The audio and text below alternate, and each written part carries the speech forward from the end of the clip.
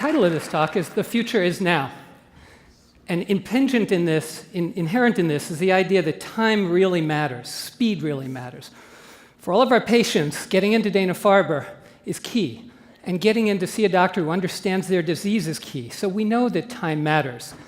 And we're taught to have a peaceful life, to be here now, and that to look towards the future is to be the change that we want to see.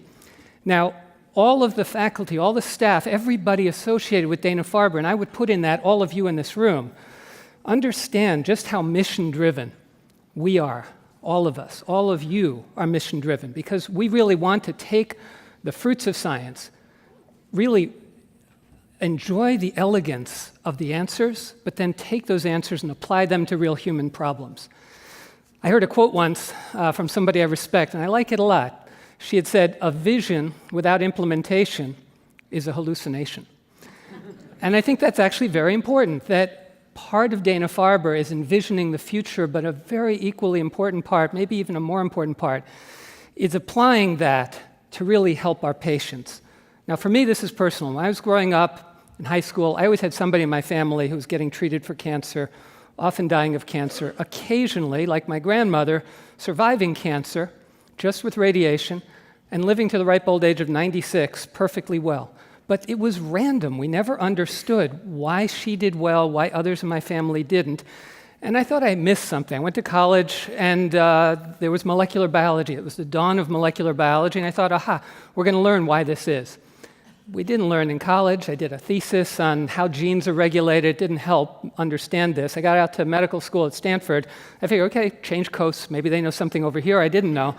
And the first week of medical school, I had this terrific advisor, very, very famous pediatric oncologist, and I said, "Pediatric oncology, perfect. You guys actually cured leukemias, and yet some kids don't do well. You must understand why the kids that do well, and those that don't." He said, "Nope, it's random." It's like, we have no idea.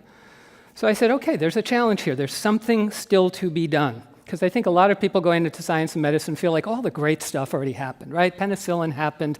Even now, our fellows go, well, Gleevec happened. It's like, yeah, there's a lot more to do. There is so much more to do, and that's the excitement. When you talk to any of our faculty today at the visiting committee, you will get a sense of the passion, the excitement, because we all see there is so much to do. And that's also why you're here. You're the evangelists. You're the people who are going out helping us to explain to the public science matters. We seem to be in an anti-science period of time.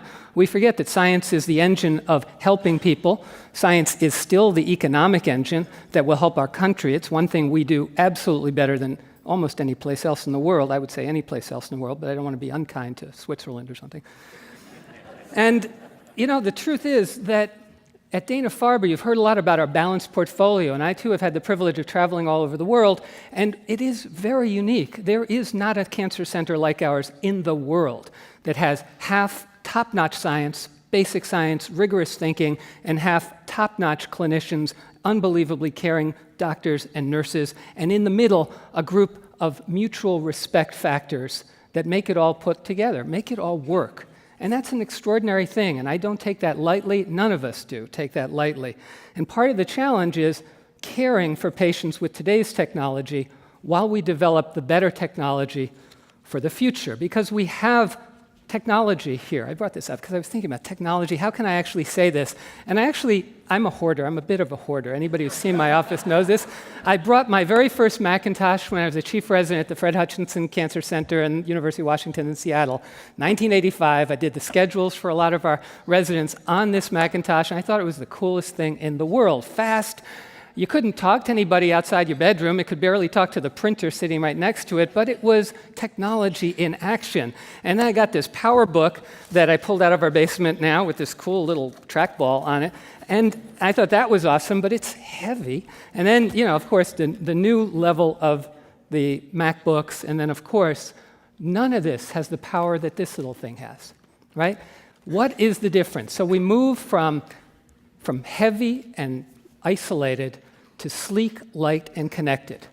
And that's our challenge in science. We're not isolated anymore. We are not living isolated universes. It's not Harvard and Stanford and Johns Hopkins. We are connected now. And part of what Barrett talked about, and what I'm very proud of Dana-Farber having done, is this profile project. It was groundbreaking at the time, philanthropically funded, offer this genetic profiling to anybody that walks through the door. We're not charging their insurance, there's no copay. If you come into Dana-Farber, you can consent to have your tumor processed and be part of the army of patients, the volunteer army, to help us all do better against cancer. That kind of patient engagement was critical at Dana-Farber and is critical at Dana-Farber. Dana-Farber went beyond the walls of Dana-Farber to join the American Association of Cancer Research in the Project Genie initiative, where we linked arms with places like Memorial Sloan Kettering, the Institut Gustave Roussy in Paris, and other places. And that's something we can all be proud of, and it's going to be necessary to try to get the answers we need that our patients think we're already doing. And it's something that has engaged the Vice President.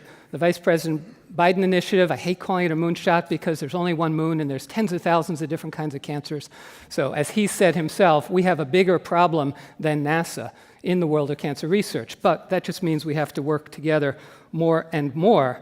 A lot of this is also, as we move forward, we have to recognize what we have not done well. What we have not done well is explain to the public that cancer is as individual as you are, as you are, as you are. Everybody's cancer is a little bit different. And once we do that, we're going to approach it with more precision. You'll hear more about that from my colleague Matthew Meyerson, about just how the genetic precision, the DNA precision, is giving us clues that we never had before.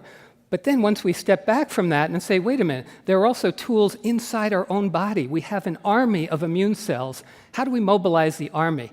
Maybe all we have to do is take the brakes off of it, as Steve Hody has done in melanoma patients and others in this room have done in various models like Margaret Shipp and many other people, Tony Choueiri in the genitourinary field with kidney cancer, just breakthrough things.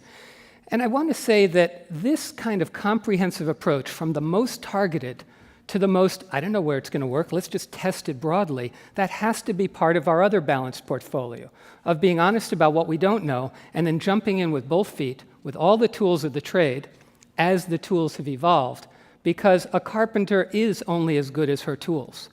And that's because our tools today are mind-blowing. My daughter did experiments that postdocs couldn't do when I was in college, and she did it in 8th grade. The kids today are coming through with technology none of us could have believed before. And I think that will help us make progress like never before. I want to also say that the other element is alignment. This is the word I would like to use. Aligning our interests with your interests are clear. We all want to do something good in cancer. Cancer is one of the few things left that is bipartisan. Nobody thinks cancer is a good idea. I dare somebody to say, I kind of like cancer. Nobody's going to say that.